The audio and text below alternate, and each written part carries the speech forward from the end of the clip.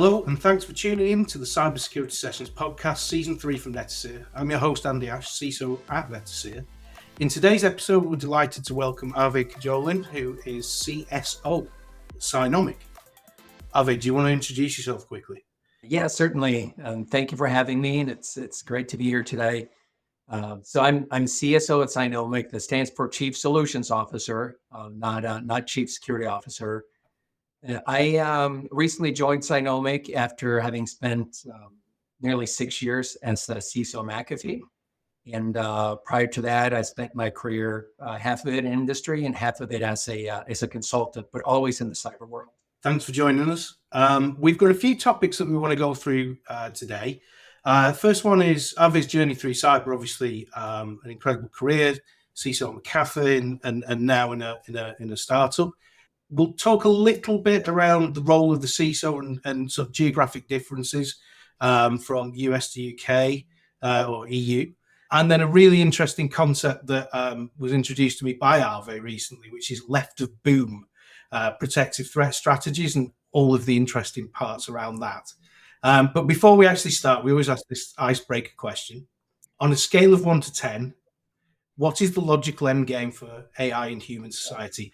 1 being that we succumb to our robot overlords and enter an age of servitude, and 10 being humanity is freed from the shackles of Earth and goes off to explore the universe in peace. Now, Arve, we generally only ever get very middling answers on this. So where do you stand on the growth of AI? I'm probably around a 3. Oh, right. Okay. Yeah, I think there are a lot of risks that we need to take seriously. I think theoretically, AI might not be a problem, right? If AI doesn't become a problem until we connect it to some output. So, but the minute we connect it to some output or actuator, we connect it to weapon systems, or we connect them to the internet, right? Which allows it to reach out and reach other systems. So if you put your security hat on, that may be kind of risky as well. So if you believe that the risk is related to somehow an AI system beginning to protect itself, right, and do things that it shouldn't, then I think it's all about the connections that it has to the outside world and the actuators there. So that's probably what concerns me. So a 3. So on the lower side, I'm a little bit more positive. I sort of swing between a 5 and a 7. So I'm quite in the middle as well. Sorry, have you gone? No, I think, but if you focus just on cyber, I think we've been a little too negative on AI, right? So I think, especially if you're in the roles that I've always been in, if you're a CISO, I think a lot of times we said, oh, this is going to be so hard. AI is helping the attackers. What are we going to do? So I think we probably need to improve our mindset there, because in that area, just strictly attacker defender, I think AI has the potential to help the defender much more than it does the attacker. I completely agree there. I've just come back from the Gartner Security and Risk Conference, the UK EU version of that, and literally every talk had some form of AI in. People have now stopped doing the first slide using ChatGPT. That was last year's trick, and got a few laughs at the beginning of a talk. But I said this last year, and it's still true. AI is the most emotive issue that I've come across in 25 years of working in technology. It invokes fear, panic, innovation, hope in equal measure. And for me, there's so Netacea formed as an ML AI company. So we couldn't do what we do without Spark and machine learning. The data that we take is not human readable. It's too big. We couldn't do what we do without having those systems in place. So I know that defensive AI or ML in our case, I know that has a benefit. You couldn't do the job that we do without it. How far do you think we've got to go to make defensive AI stand up to? There are AI attacks out there now, so phishing is the big one, isn't it, at the moment? Oh, this is a great question. So I have, I spoke at the U.S. version of the Gartner Security and Risk Management Summit this year, and I I gave my positive view of the potential for use of AI for defensive purposes. I actually think some of the problems that we have are regulatory, or, they're related to the fact that many providers of models are really focusing on how do I limit abuse of that model? And when we do that, I think we roll out defensive capabilities much more slowly, right? So there are many examples, for instance, in commonly available commercial AI products where you'll ask questions of a Gen AI model, and you'll get back, "Oh no, I'm not telling you that." Mm-hmm. Right? One common one for office productivity, for instance, if you install that and you say, "Hey, tell me across all my SharePoint installations, where do I have data such as, salary information?" It will tell you no. I can't answer that question. That's not an appropriate question. And I understand not making that capability available to anyone or to everyone, but when it's not available to anyone, it's not very helpful to me, right? And so I think that goes for a large swath of that, because AI in theory should be able to model, for instance, an attacker's entire attack chain, right? There's no reason in the technology that we have today that we should not be able to say, target company XYZ, start with doing the standard methodology, start with the footprinting, do scanning, once you find potential vulnerabilities, locate exploits. All of those things should be possible, even if you have to have a little bit of manual intervention along the way and it's not fully automated. But those capabilities are just not available in any commercial product or any product that I'm aware of. And it reminds me of very early on when the first vulnerability scanners came out. So this is probably in the late 90s. And this vulnerability scanner called Satan came out. And that, of course, stood for System Administrator's Tool for Analysis of Network. And this was Dan Farmer, Wietse Venema, great Dutch researcher. And they made this tool publicly available, and the doomsday predictions were significant, right? Like, there was such a concern that you could now sit in one spot and tell what the vulnerabilities were on multiple systems on the other side of some network. Yeah. And I think we're there with some of the alignment efforts with AI, and I think we have to be really careful that we don't limit ourselves, because the attackers are not going to put these restrictions on themselves. No, I agree. I'll go back to, for me, it's the size of data that needs to be processed. I know that isn't necessarily LLM. I know that isn't necessarily Gen AI, but just the scale. So we take in about 1 trillion records a year. So as we're sitting here, there'll be billions of records, certainly millions of records being processed. You can't catalog that quickly enough to act on it in near real time without the tools that we actually use. And obviously, when you have those tools, you can then make the actions off the back of that to mitigate any threat that is acting on your estate. If you then limit that action, then it becomes much less effective. And there's something that we talk to our customers about a lot, is how much will you let us do? And there is a journey of trust from the initial deployment right through to basically the service is just running in the background and doing exactly what it's supposed to be doing. But that is a journey of trust. And I think the communication along that journey is really important, not so we don't end up limiting the capability that we have. So, Arve, I don't want to say you've had a long career, because that sounds terrible, but you've just been referencing researchers from the 90s, which slightly predates me. Do you just want to give us a rundown of, well, why you got into security in the first place, and what kind of drove you to become that CISO in a global organization?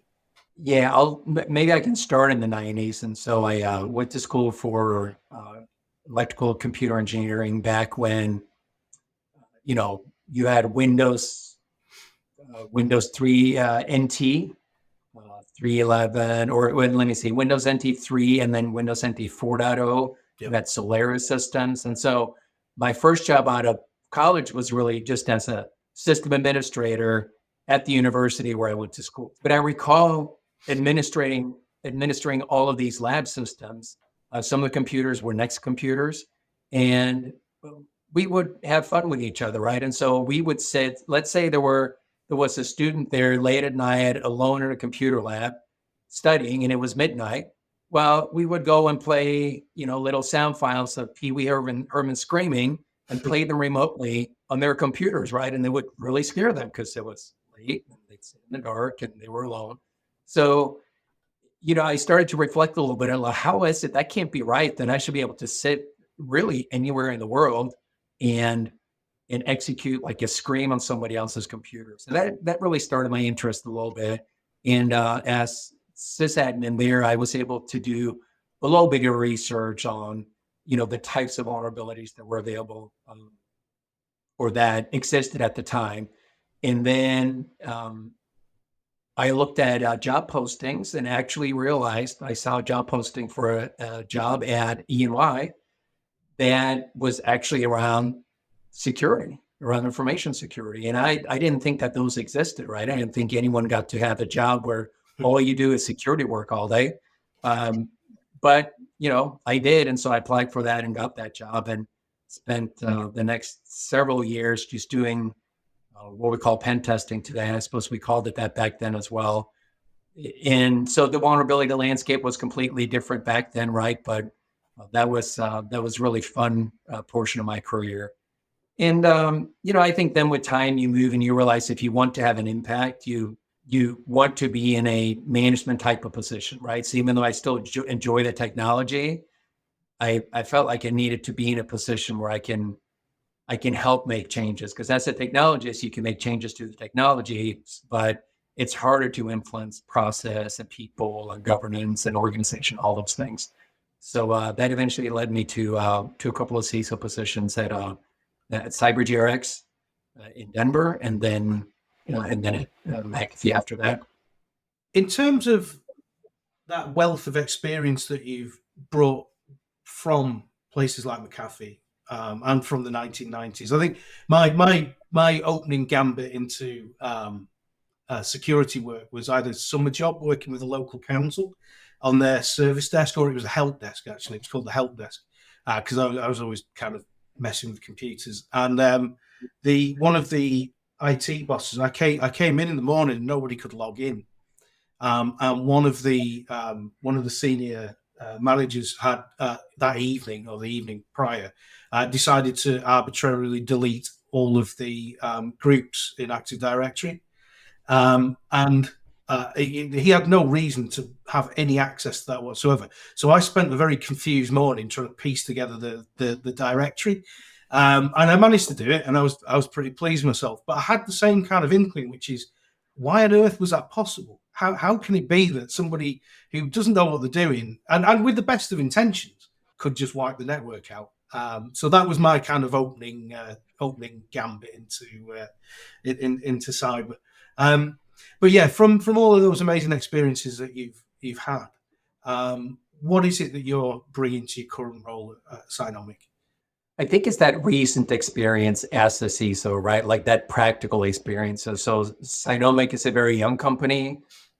We are building solutions for preventive security, right? So for vulnerability, posture management, those types of things. And it's important to connect the solution that you think that you can build to the reality that CISOs are experiencing. Mm-hmm. Right. So I think the reality that CISOs are experiencing is that their posture management data, their vulnerability management data, exposure management data, data from phishing, data from controls, it's all siloed, right? It's the way that all your detective logs were siloed before the age of the SIEM, right? And so when the data is siloed, you have separate analytics, if you have analytics at all.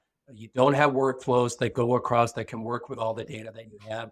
So, in order to build a solution that improves that and that really gets all the workflow analytics and data integrated, you really need to understand what the problems are that you are fixing as well.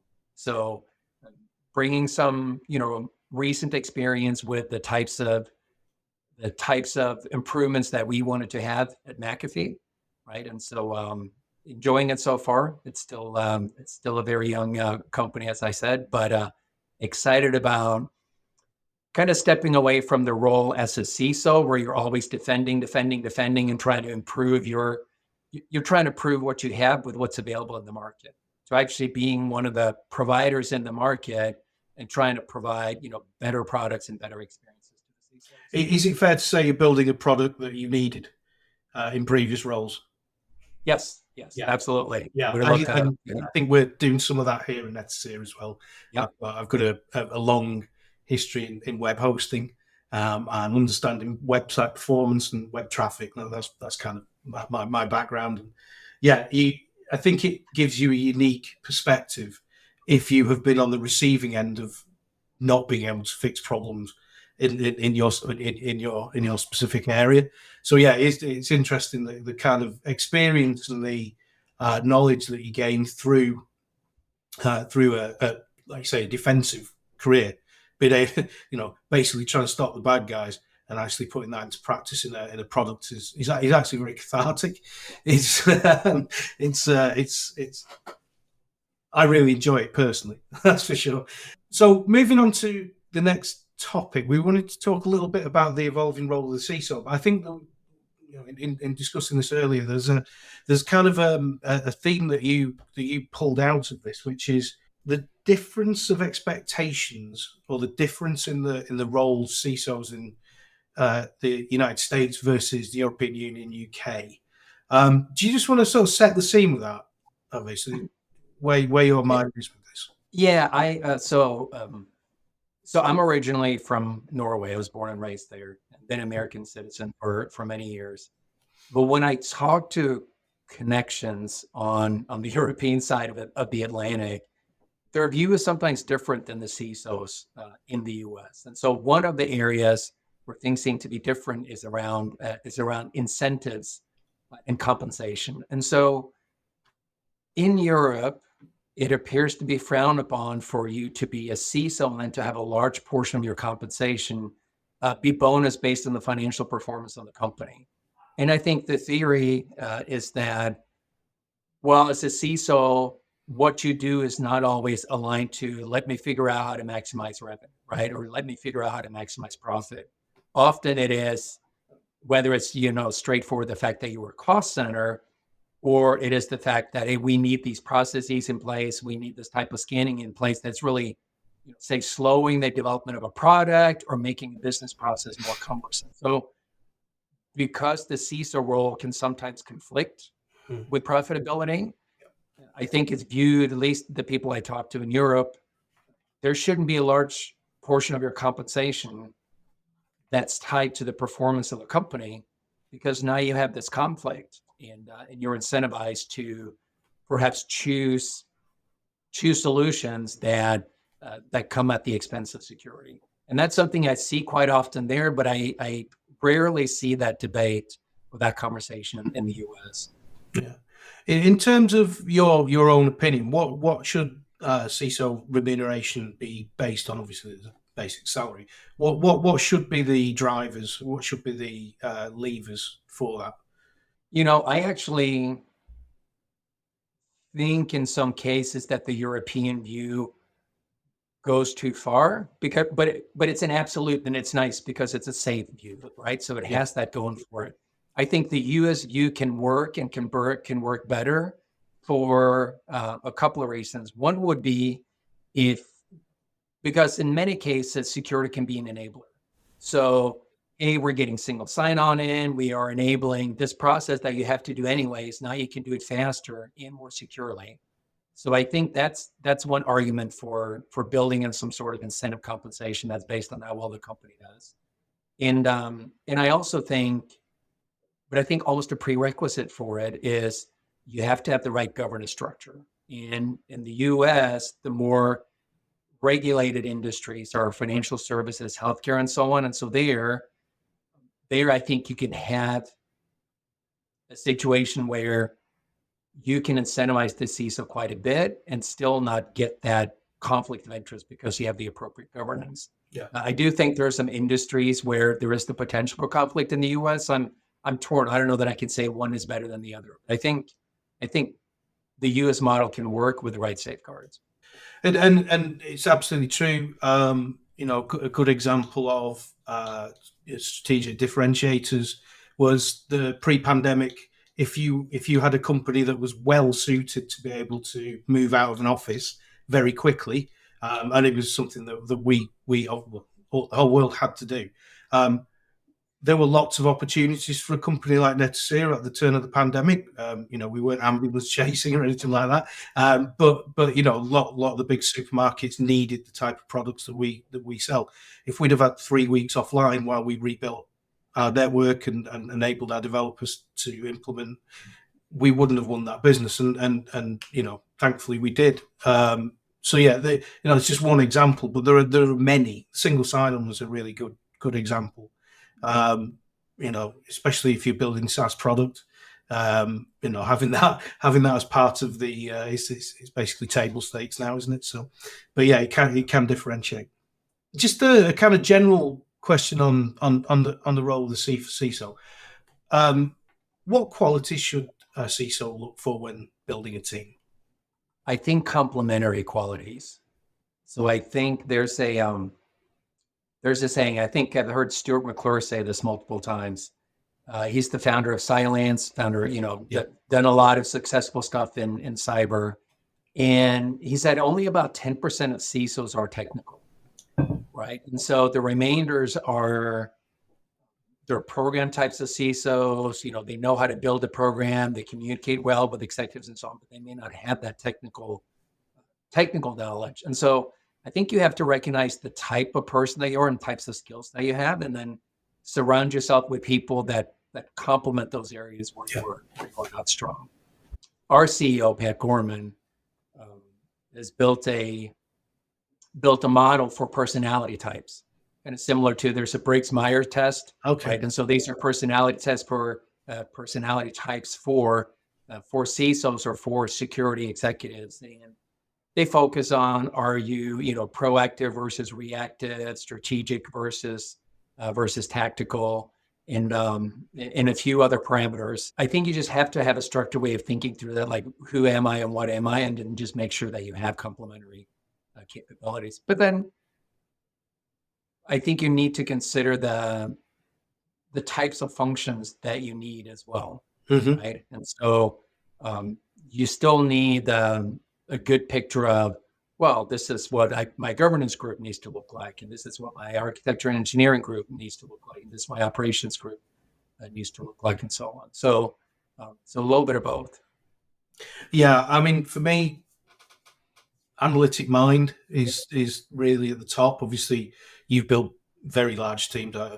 My assumption is you built very large teams at McAfee because it's global leader kind of thing. For a company like Netacea and companies I've worked in previously, analytic mindset, the what if, why, how, all of those questions at the forefront of the person's the team's mind at any given time, whether that is preparation, whether it is planning and putting strategies in place, or whether it's incident management. It's really important that thorough analytic piece comes through, and hopefully most of the teams that I've built have had that. It's certainly true today. But yeah, without that, I think there is too much unknown, and there is too much. Even you can train for incident management, for example. You can train teams to respond in a certain way when a security incident comes in. However, it's only when the rubber hits the road that the people need the presence of mind and the calmness to be able to work through the problem, and do everything. Incident scribes are my favorite type of people. Actually, people who actually write everything down that happens, without being everything's perfectly ticketed. Everything is all changes are documented. While the fire's going on. I think that's a really important feature of security professionals. It comes from the knock. It comes from putting out fires on networks. It comes from putting out fires in other places. Yeah, and I think so. We're on the topic of kind of changes in the CISO role over time, right? And I think what you're mentioning is a really interesting feature of it. So a few years ago, I think in many industries, like the job of the CISO was just improve. Like we are not in great shape today. How do we get in better shape as quickly as possible? And I think many CISOs are of that. I'm an improver mentality. I'm a fixer mentality. And so that's what I want to go and do. But I think now with, if you think about the US and the regulations that are there, it's becoming more and more important to document, like, well, why are you doing that? And so CISOs, I think, are less and less able to rely on instinct or even formal experience. They're having to document, this is what I'm doing and this is why I'm doing it. Yeah. Here is the risk management process that I use. Here are the outcomes. So, and even document, here are all of the potential issues that have been brought to my attention in my environment, and here's what I'm doing about each of them, right? And so that stuff takes time, and I think it's still an open debate in some industries. To what extent does that take away from what you're actually trying to do as the CISO? Yeah, it's true. I think the first time that you go for any kind of compliance, you immediately find whether you've been doing that correctly, or whether you have a gap which is going to keep you working all night creating process doc that you didn't have, or like you say, have you got how you categorize risk written up properly? Because we all categorize risk every day. Every time we step onto the street, we categorize risk in our minds. Human beings are really good at categorizing risk generally, but in terms of having that written, I think I've been in a few businesses now where that first pass of either PCI or SOC 2 or ISO 27001, suddenly you're confronted with a whole raft of documentation that you need to produce. Having people who do that naturally, who want to do that, is really important. Like I say, along with the why are we doing this? What's the best way of actually collating this information? And I think it even extends to, let's say you have an incident process, or it's not an incident process. Let's say you have vulnerability management. I think in the past, perhaps you were able to say, oh, I found a really high risk vulnerability, or I found an exposure on an external asset. I fixed it, looked around a little bit, things look fine. I think you have to be more stringent about what you do now. So if you find it, you really need to be able to say, this is the date range when that exposure was present. This is the data that I had available to search. I did a thorough search of that data so that you're able to really show that you've taken all the steps that you could to make sure that your environment is still intact. Yeah, exactly. Okay, so let's move on. So the really interesting concept from CynomIQ, the one that just immediately stood out to me was left of boom, which I had to look that up because it's not. I'd never heard that. But a boom to me is something on a sailing ship that swings about, and if you get it wrong, it hits you in the head. So I was thinking, is it a sailing metaphor? But no, I did a bit of reading. So do you want to explain the left of boom concept that CynomIQ talk about? Yeah, it's not a concept that we came up with, but it's a concept that I've started to hear more and more, and it's really an attempt to differentiate.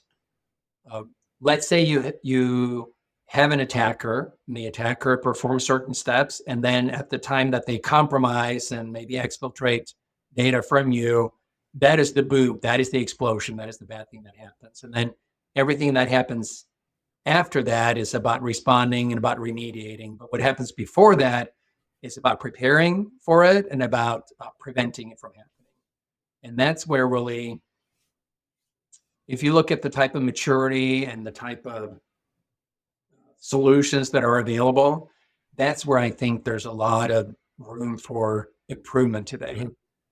It's more complex, I think, in some ways than looking at detect and respond. Detect and respond is about aggregating the data that you see and then building response actions to what you see. There's correlation, there's analytics, there are a lot of things that happen there. So I don't want to minimize that, but on the front end, I think it's time that we focus on that a little bit more on what happens before that boom takes place. And that's where you have to think about not just the vulnerability management, but the exposure management. What about, um, if I can look at all the people that are either targeted during phishing or maybe that fail my phishing tests, what assets do they have access to? So what should that tell me? Do I want to do something about that? How do I correlate the data from my exposure management system with my vulnerability management system to make sure that I have a process for building if there's a new external asset that is not properly protected with, say, with a vulnerability management agent, that I can do that quickly, do that effectively. So many of these processes now either do not exist at companies or they're very manual. And so I think there's a lot of improvements potential there. And so it's something that we're focusing on making as easy as possible for companies. Yeah, the phishing example is a really good one. The standard playbook for someone who fails a phishing test is generally send them some more training, some more computer based training. And you're absolutely right. The playbook should be that. That's fine. That should happen. But also, what do they have access to? Are they a privileged user? We've seen this in different businesses, where you know what is at risk if that hadn't been a simulation. How do we protect those assets? Should they have access to those assets? And when you start to do this and you start to put two data sets together, you tease out a lot more actionable insight. You tease out a lot more things that you can actually just go and change. So it might, in that case, it might lead to a review of their permissions, in which you might find out actually they're a little bit over provisioned. It shouldn't happen, but it can. And there's a better way of checking every sort of 3 months, which, the compliance standard would have you, we got to do access management checks every 3 months. It might be that doing it at the point that somebody has shown they are a risk is a better way of doing it.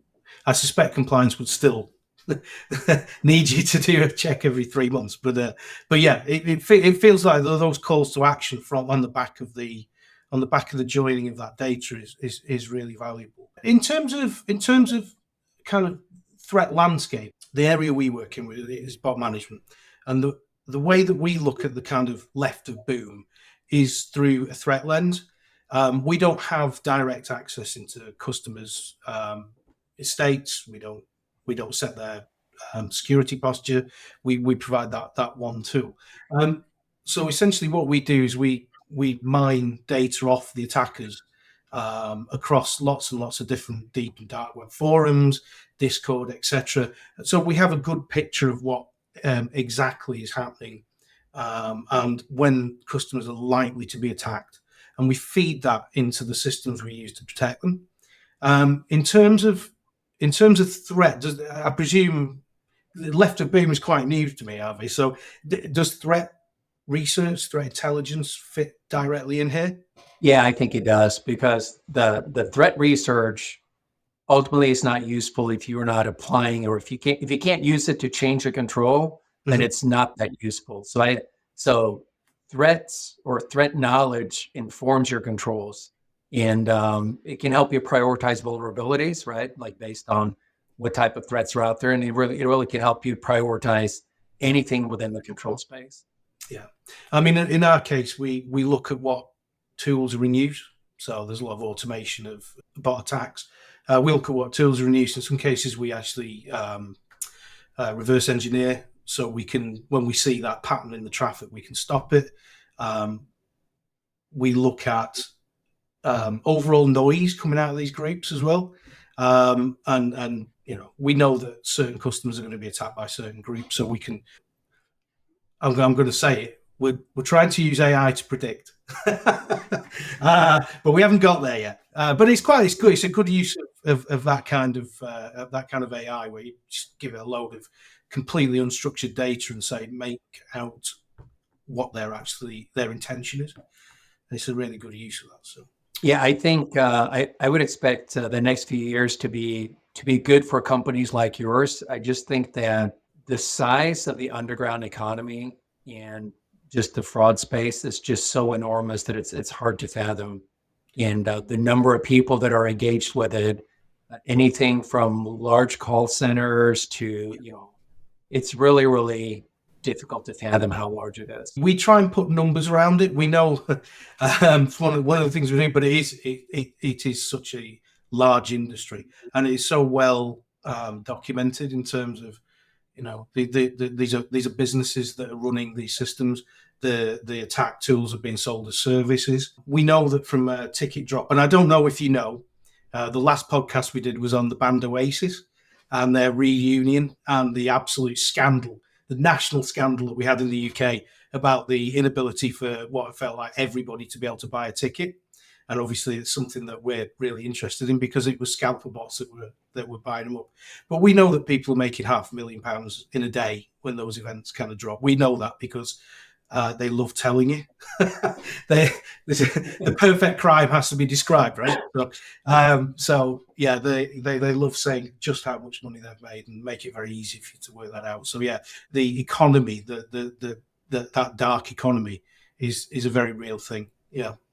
Okay, so thank you to Arve from CynomIQ for joining me today. If you have any questions for Arve or myself, please either leave a comment if you're listening via Spotify or YouTube, or you can mention us on our X account at CybersecPod, or email podcast@netacea.com.